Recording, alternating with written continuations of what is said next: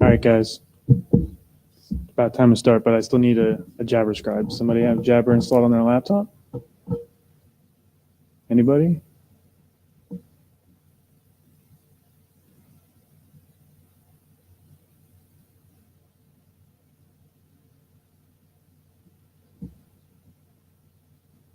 I'll buy somebody a coffee, beer, anything.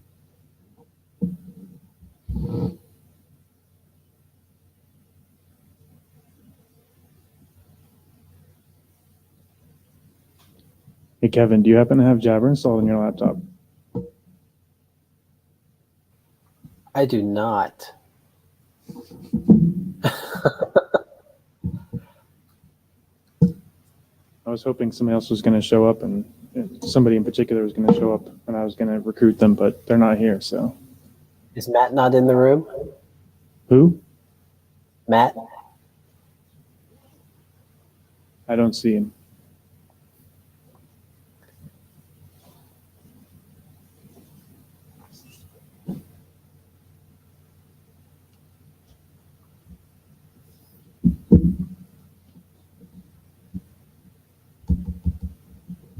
Let me see if I could do it real quick.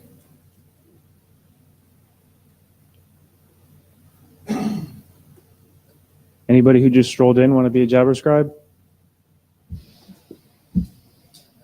Oh. Oh, it's not hard at all. Just need somebody to do it. Thank you. All right, Kevin, I think we're ready. All right. You want to drive? Sure. Or you want me to do it? Okay. All right, everybody.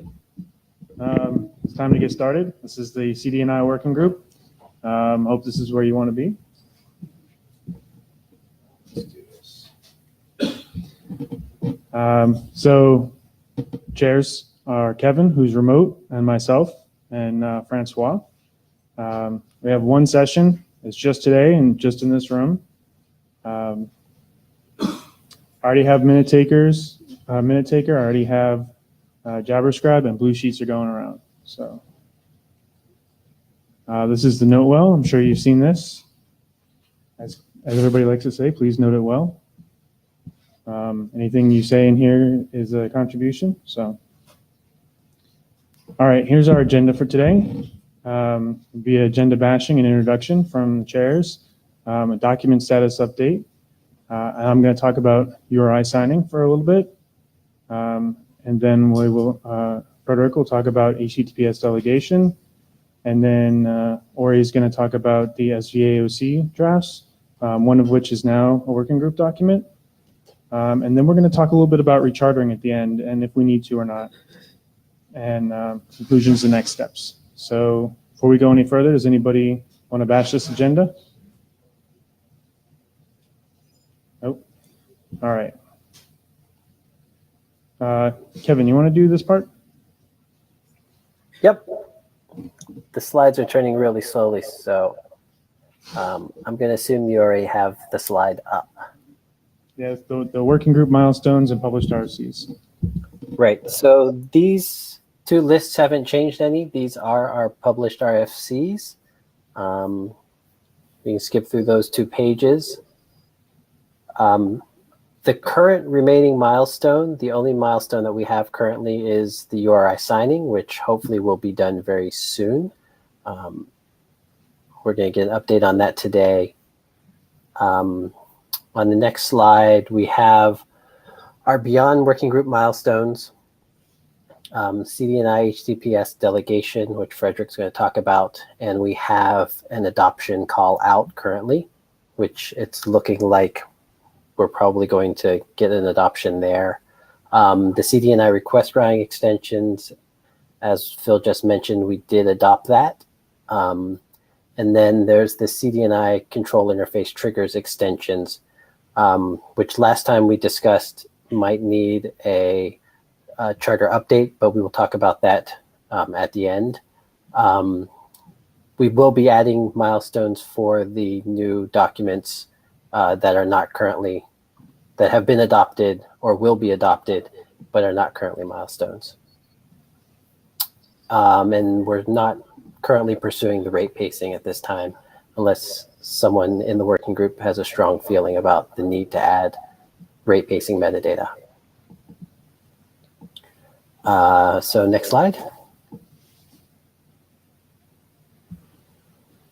So I think we're ready to go, Phil, if you're ready. All right, bring up my slides. All right. Shout out to Brian Campbell for his awesome pictures that he offered up for this. So, oh, why? Hold on.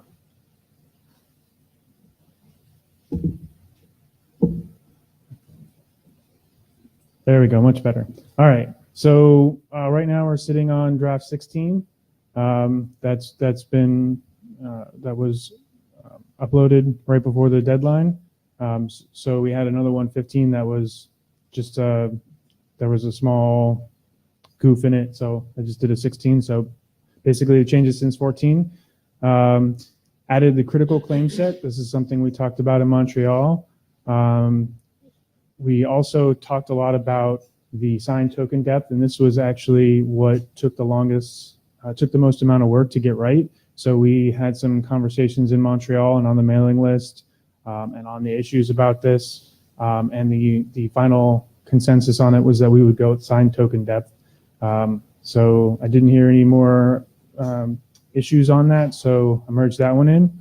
We removed the simple URI container that was non-controversial that we talked about in Montreal, and some small nits. So next steps, I think personally, as editor, we're ready for working group last call. So, and I would like to hear comments as to whether or not people agree, if specifically people disagree with that. And that's about it.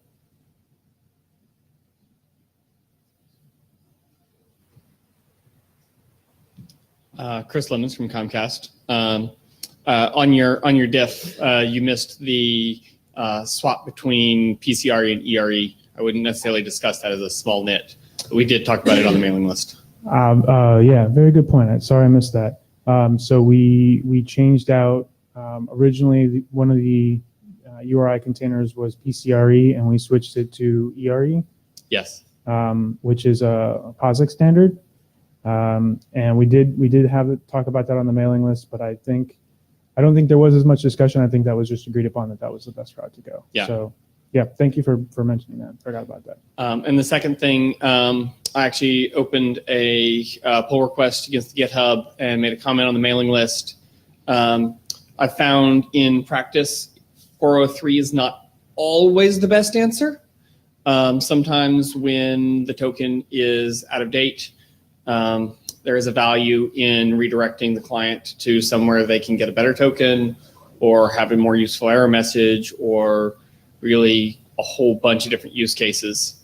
And I think the language I put up is a potentially simple way to handle that.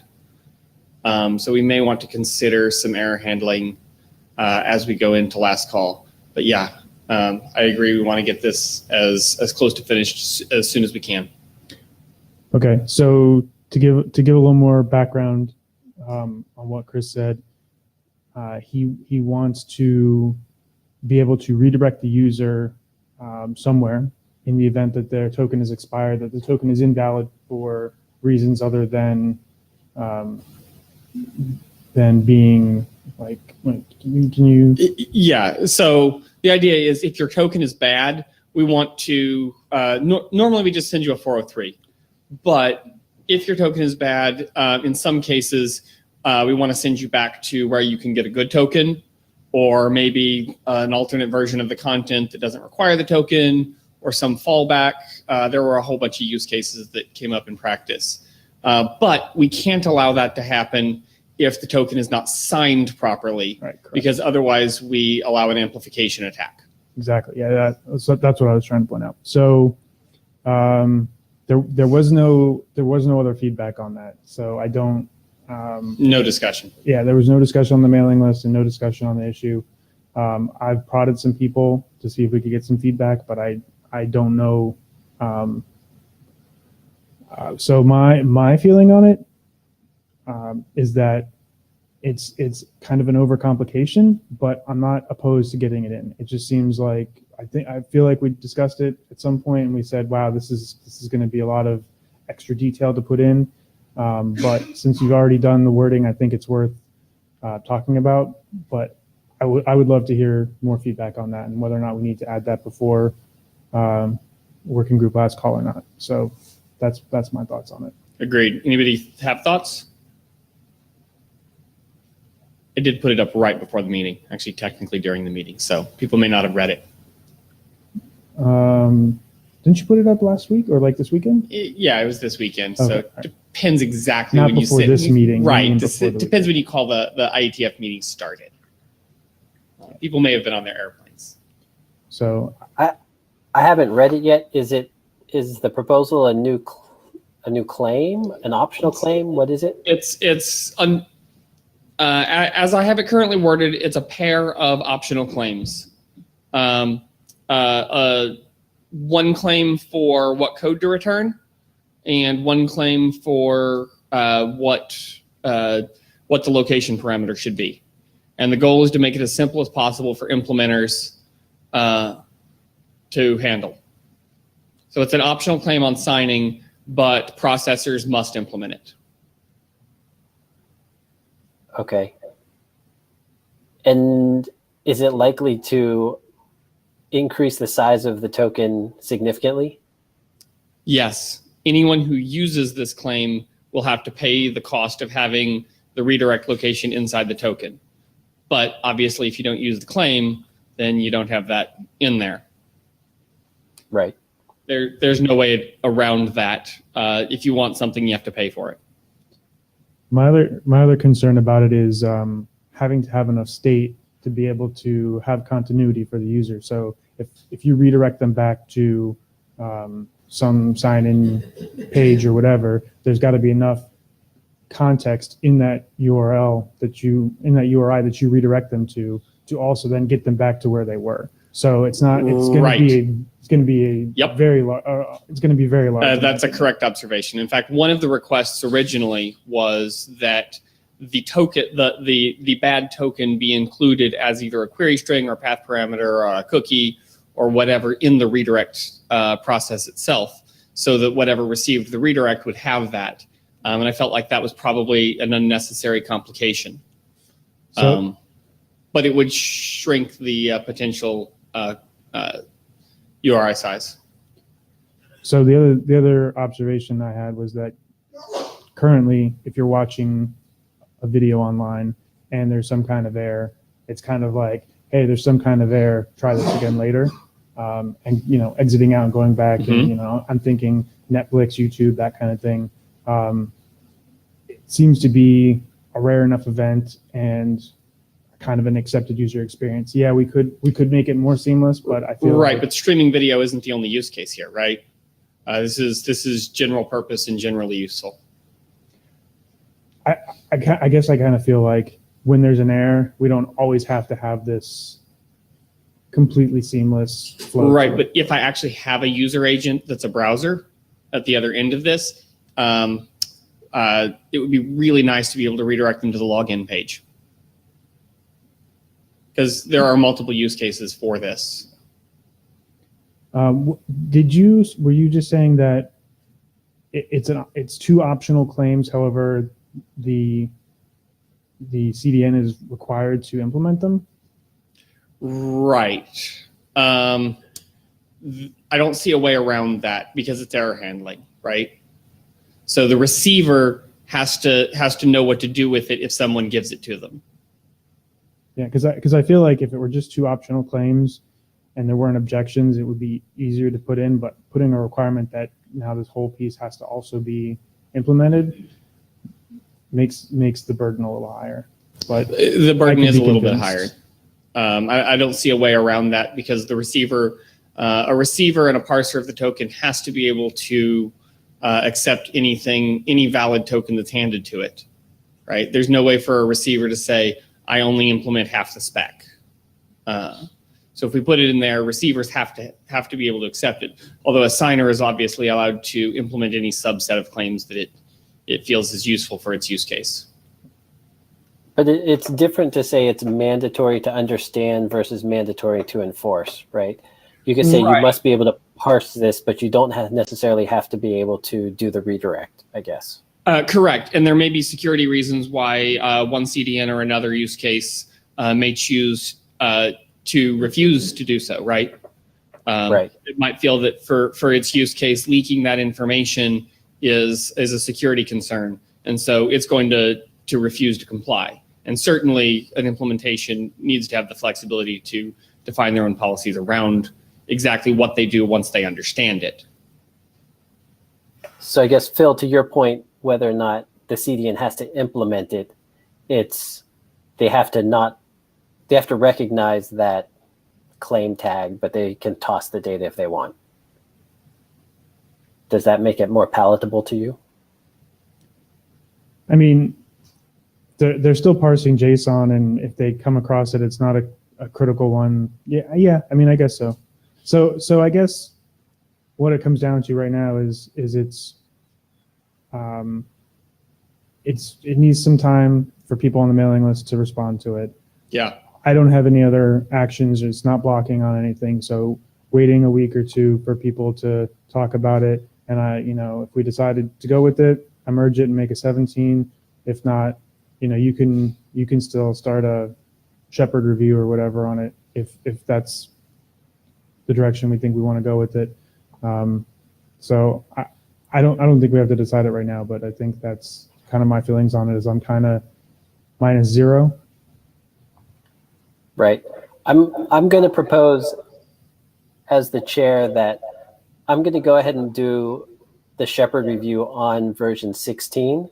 And there's going to be some period of time that we're going to give me to do that. And during that time, if we want to discuss this new pull request, we can. If we decide we want it and there's support for it, then we can add it in. If not, then we can move forward with 16. We don't have to make that decision right now. And we don't have to hold up the next steps for 16 on it. Does that seem reasonable to everyone? Aye. Seems good to me. Okay. All right, that's all I have, unless anybody else has any other comments on the draft or the next steps. All right.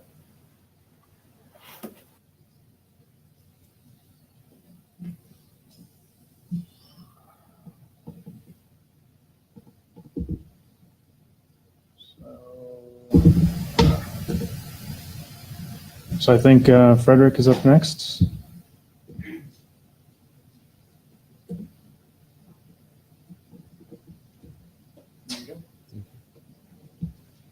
Hi, Frederick Phil. So I will give you a quick status on the draft interfaces HTTPS delegation. So a quick update. To remind you a bit, the purpose of this draft is to propose extensions to the existing CDNI interfaces to exchange delegation metadata. So based on the last comments we had in Montreal, we try to reflect all of them. So basically, the draft now supports the delegation method objects that are the short-term automatically renewed certificates that is supported in the ACME working group, and also the subsets draft, which is supported in the TLS working group. Also, we add a command to remove the lurk delegation method from this version. So we did, and finally we included the delegation method in the pass metadata.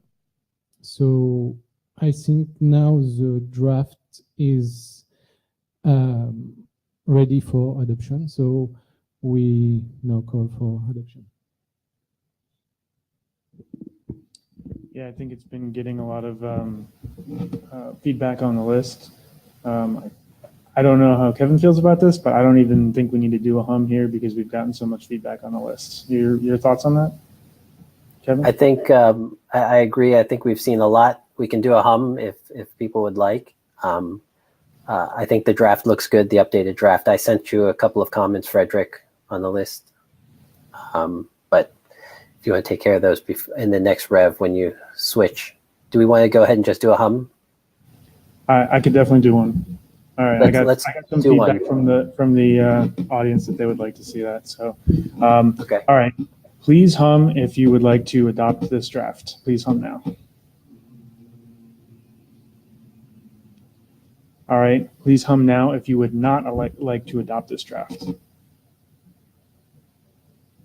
All right, that was pretty clear. There were no hums against adoption, and quite a few for adoption. So, I think the mailing list, we'll leave it to the end of the week.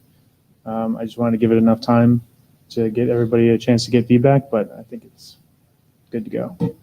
Okay, thanks. Any comments?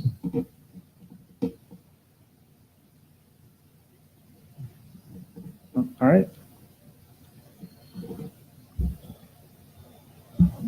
Ori, I believe you're up next. Which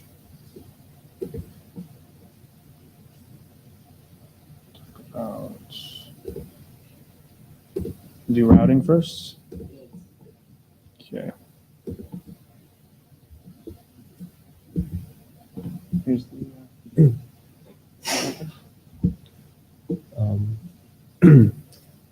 Okay, so this draft was adopted last IETF. Basically, what we added here is the ability to have a redirect target capability object that allows the downstream CDN to advertise to the upstream CDN where they want them to redirect by DNS or HTTP. One open issue that was left is how to construct the location for HTTP. So what we have proposed in the past was that the construction of the location would be based on a past prefix, a host, and a past prefix, and the ability to include or exclude the redirecting host as a first pass segment. And there was a proposal from Kevin, I think, that we might consider, instead of having those explicit fields, having some kind of an ABNF construction. So this is kind of a question for this forum, if you think it's more appropriate to have something which is more generic as an ABNF instead of this object. So basically that's it. Kevin, maybe since you proposed that, maybe you can share your view. I think the object is fine. I could go either way on this one. It's something that I think could be specified more more precisely, I suppose, more generically and more precisely, but it's not really necessary for this particular application. So I could go either way if no one feels strongly about it. Okay, so maybe I'll just bump it again in the mailing list, and if there are no more objections or proposals around that, I would just leave this subject as it is. Okay. Questions? Okay, that was fast. So,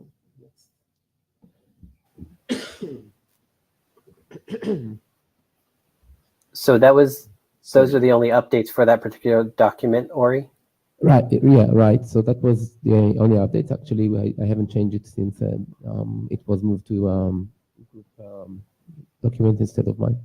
Just about ABNF, I haven't read the document, so I probably shouldn't voice an opinion, but this is the type of comment I might raise during area director's review. So I hope it's not, but this, if it's unclear, I will tell you basically. I don't think it's going to be a big deal either way. Okay, thanks. Maybe a general question before I move on to the triggers is that we have multiple new ideas for new metadata objects and footprints or object the same as in this document. And the question is, how do we introduce more new metadata objects and footprints as they come along? Should we have separate drafts for each and every one, or what do you think should be the way to go? I tend to think it depends on how quickly you want to get these through. We can do them as individual drafts. If you have them all and you know what they're going to be and you want to get them all out together, it's a little bit less work on our side to have to push a one draft as opposed to 5 drafts through, right? Okay.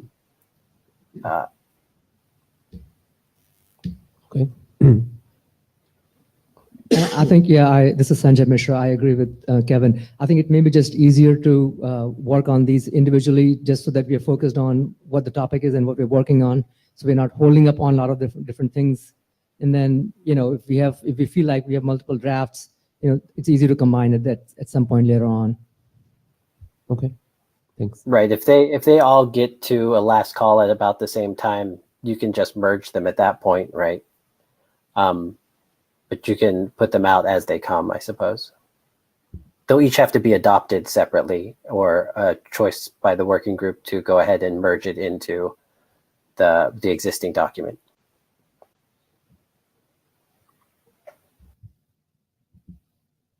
All right, we're good? Yeah. All right. Next. This one. Okay. So this is the trigger extension draft. So just a refresher, we added versioning for the triggers because we are changing the interface and we want to have interface versions. We added the ability to select the content that the trigger applies to using regular expression or video playlist. And we added the ability to add generic extension objects that pretty much like the metadata generic objects. It's a kind of list of generic objects that one can implement or introduce new types of objects that would control or restrict the trigger depending on your what you want to do. And we introduced the first 2 generic objects. It's a location policy and time policy. And also we introduced FCI advertisement for the extension object that you can advertise that you support a specific types of object, and also for the versions.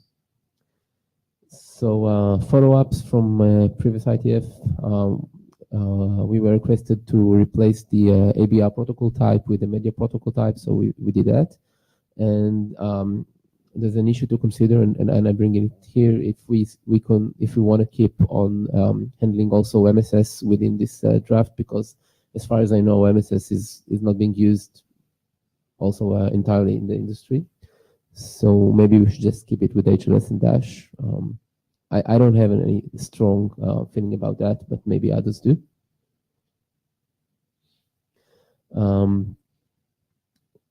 There was an issue of implication of regex complexity attacks, and I've added it to the security consideration section.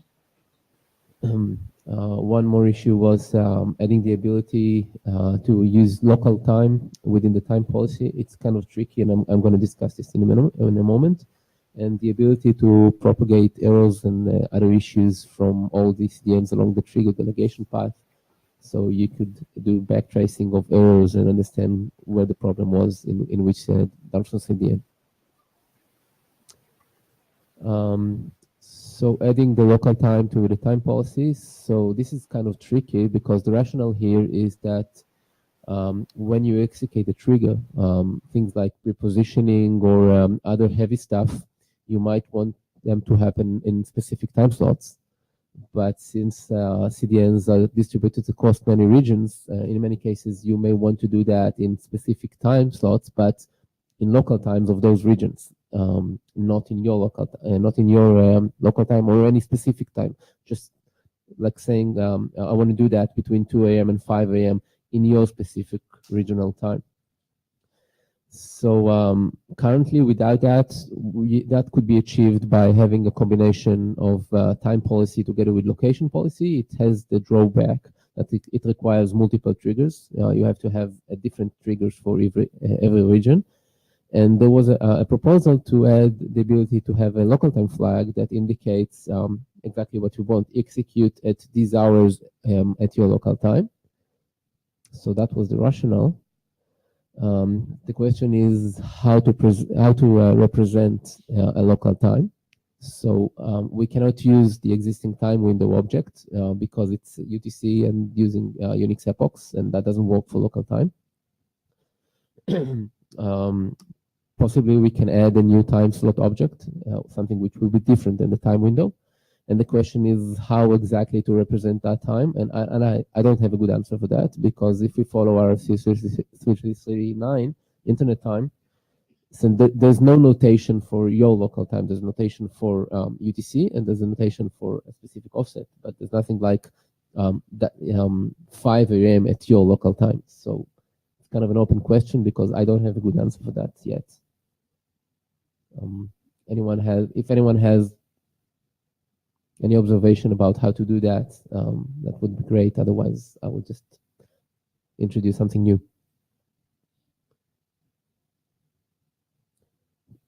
Okay. Is there another group, another working group that we can ask who owns time objects? Okay, I will try to figure out that. Somebody written this RFC, so I will try to connect with those people and try to see if there's any kind of observation of how to do that. I feel like if we put in our own, like you create a string in a string format, and then we say this particular string format is hours, minutes, seconds, and it applies to your time zone. It's easy enough to specify, but we'll probably get dinged somewhere for it. Yeah, I'll try to follow up with whoever written time spec and see. Let's see. I don't know of anything to help you in this space, so I think inventing your own is fine as long as it's reasonable. I don't know. It can be a separate Boolean attribute, or you just do variation on RFC 3339 just for no time zone case, but local time zone case, because you have very specific application which actually requires this. Most applications don't want to do that. Yeah. So they will use the existing format. So I'm trying to think if we can generalize that, if there are other type of applications that may need to have something like that. I don't know. Yeah, I do something. I don't have a good suggestion for you. I don't think you're in trouble because you already researched, and I'm not aware of anything that Okay. That is an RFC, for example. I'm not aware of anything either.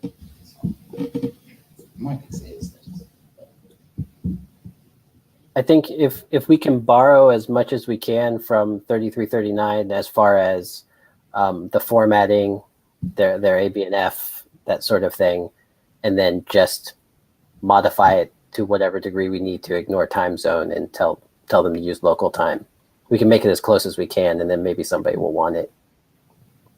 I'm now starting to design on the fly, but you can replace the Z with an L. With another, exactly. It's just, yeah. And it's going to be close enough that a lot of parsers can either be extended or, yeah, or they will, fail in a predictable way, hopefully.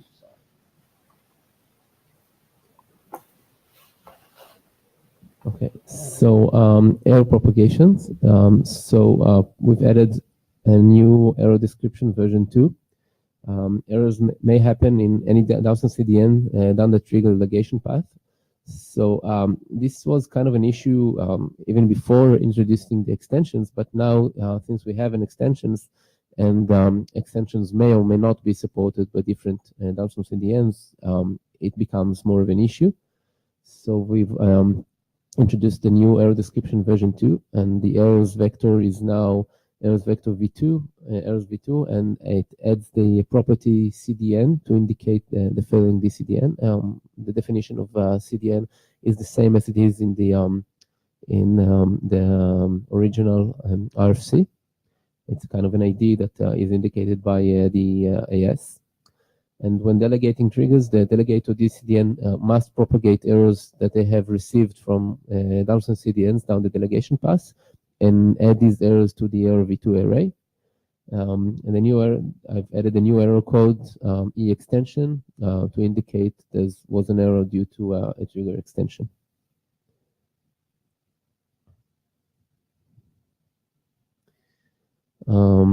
Status version 2. So a recap, we already have the status version 2 from the previous draft, previous revision, because we have a trigger v2, and the status v2 includes the trigger v2 instead of the trigger. And now the trigger status version 2 must also include the error version 2 of the error description.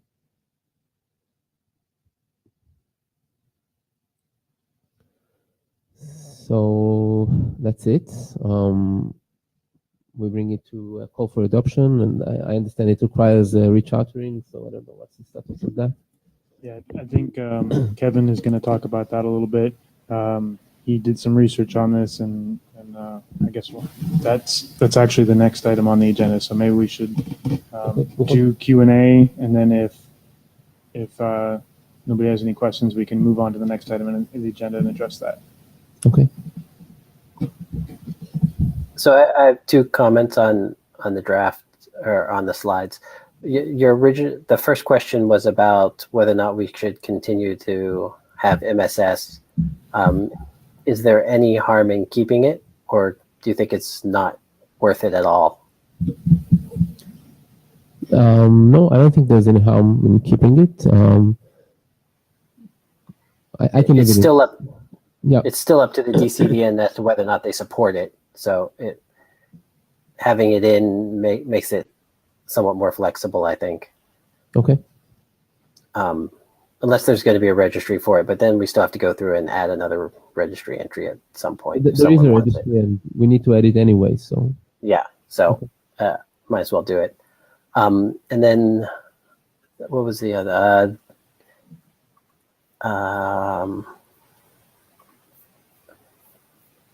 I don't remember what my other one was, so we can skip it. I'll remember at some point. I still need to do a review of the updated draft, and so it'll probably come out there.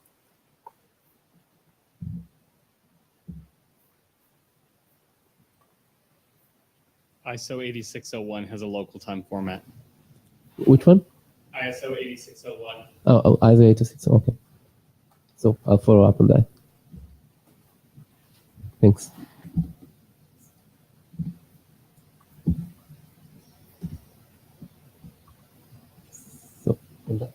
Yeah, I think we're good. So the next item on the agenda here is. It's amazing. We are on time. Sorry, what's that? We are on time. This is a first. Is there a... It's the next slide in the. There you go. Yep. Okay. So last time we talked about the need for rechartering if we wanted to do the triggers extension. For those who were there back in IETF 84, we had made a decision not to pursue any type of HAS optimization, HTTP adaptive streaming optimizations at that time in an attempt to try and get all of the base specs out quicker. There was an RFC 6983 that listed out all of the HAS optimizations that were considered at the time. Interestingly enough, pre-positioning of HAS content was not one of them. One of them was retrieving zip files, but not specifically pre-positioning manifests through triggers. And so it's not really covered there in terms of what would be necessary or how it impacts the interfaces. Our existing charter does say that in the event that any protocol extensions or new protocols are necessary, we will recharter. And so we've been looking at the charter, and we discussed it with Alexi. The charter itself doesn't preclude us from doing HAS optimizations to the triggers interface. We have existing text in the charter for doing a control interface and adding some fields to make it more HTTP adaptive streaming seems to fit within that. It's not in any of the things we're not allowed to do in this working group list. So at this point in time, we are looking at it as we can recharter, but it will be the same charter. So we don't actually have to recharter. And we can add an enhancement, an enhanced control interface milestone to our existing milestone list. Does anybody have any comments or issues with this particular approach? Well, I obviously have no objections. I read the way protocol extensions were written. Maybe it's ambiguous, but I thought it was about HTTP extensions. And because you know,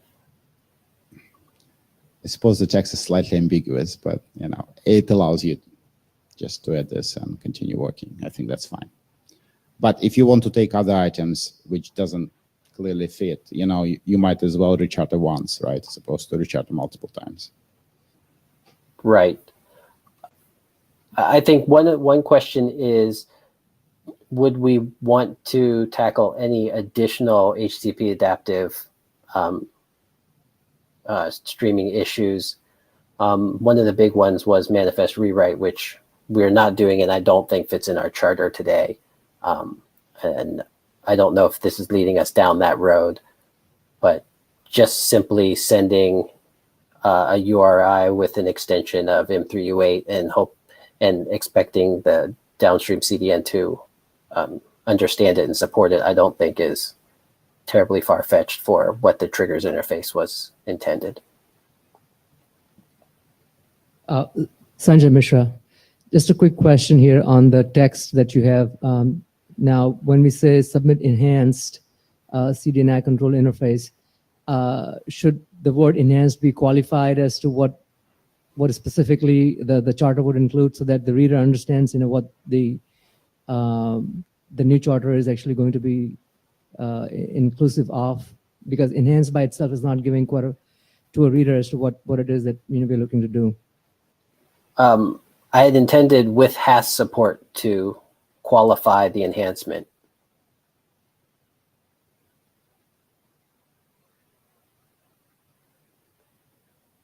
Okay, so yeah, I mean, that makes sense for the HAS, but some of the other additional items, as in the Ori's last presentation, that may not be necessarily covered with this language, though, right?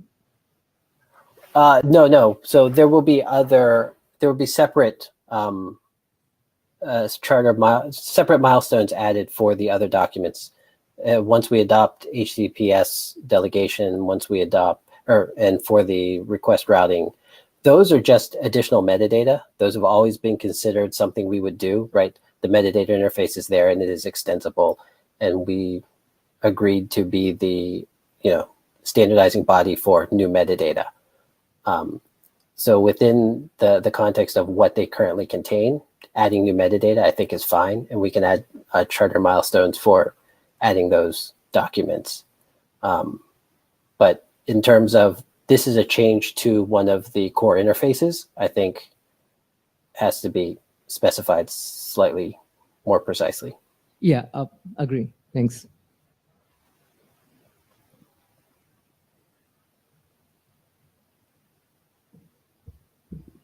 Any other comments?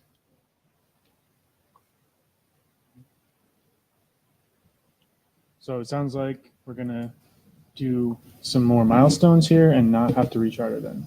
Do we need to hum on that, or is the hum for the triggers? I don't think we really need to hum here if the charter itself is not changing, and it's as long as Alexi's good. Yeah. Okay, do we want to, Certain stuff which is more than just the shares and we double check objections. yeah, I'm perfectly fine with it. Do we want to now move on to humming about triggers document? You mean the adoption thereof? Sorry, yeah, the adoption of it. Yes. Since we no longer have to recharter to do that, and we discussed doing that in Montreal, but stopped short because of the rechartering. Yes. Okay. Just so everybody knows what we're talking about here. Hold on. I'm not sure your mic is on. Hello? It was much louder before, and I noticed it got quiet. So I don't know if they adjusted it, but what's that?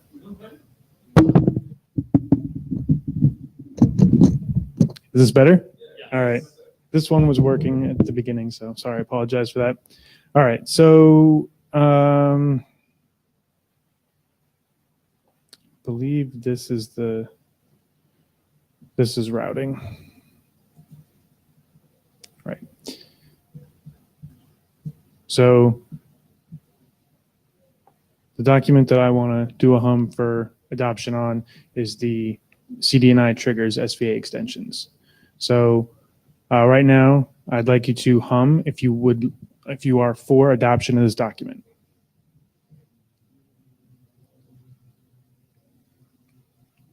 Okay. Now, if you are against adoption of this document, please hum now. Okay, I heard several hums for and no hums against. I will follow up on the list with an email about this. And then if everything is good there, we can add it. Any other comments or questions about that? All right.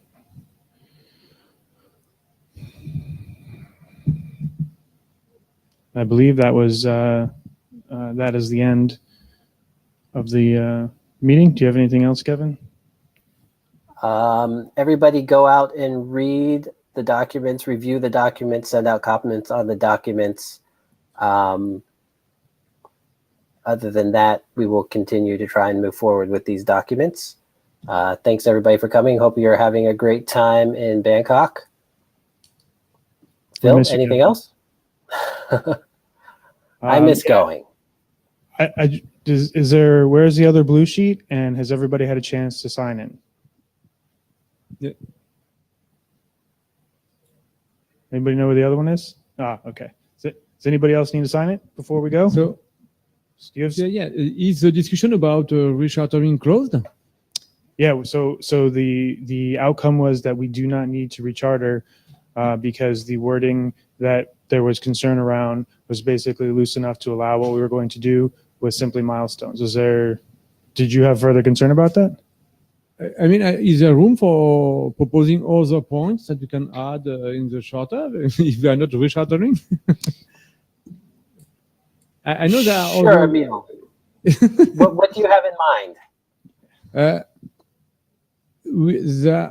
I heard that there needs to ease the provisioning, you see, of certificates in the CDN. And this will probably impact the interfaces. And so... Do you have a concrete problem that we can solve?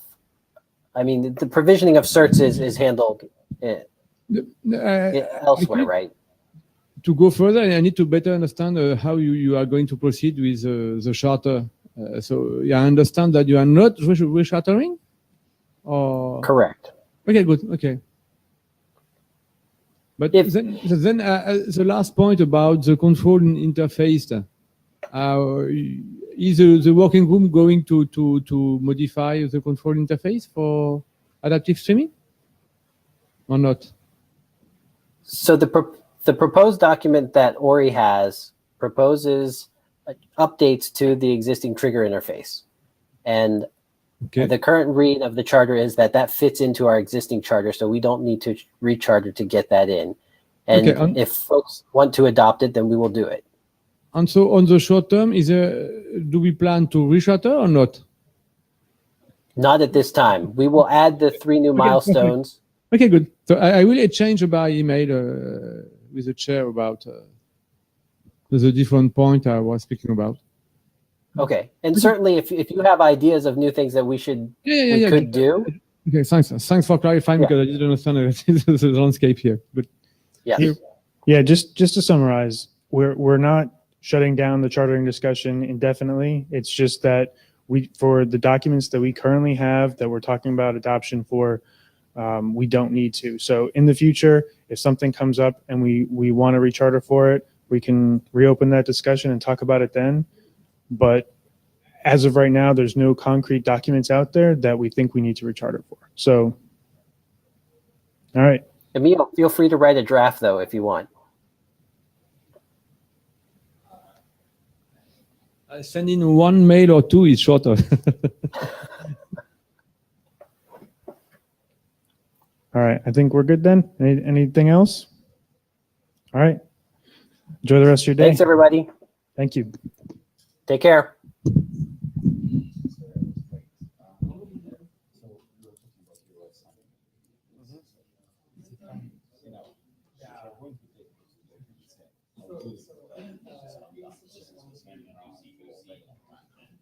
So I'll give you a quick update. I felt that it's ready for working group last call. Chris opened up another PR that he wanted to see a feature in. Nobody has responded on the list. I responded to him in the meeting. I'm going to send an email to him, but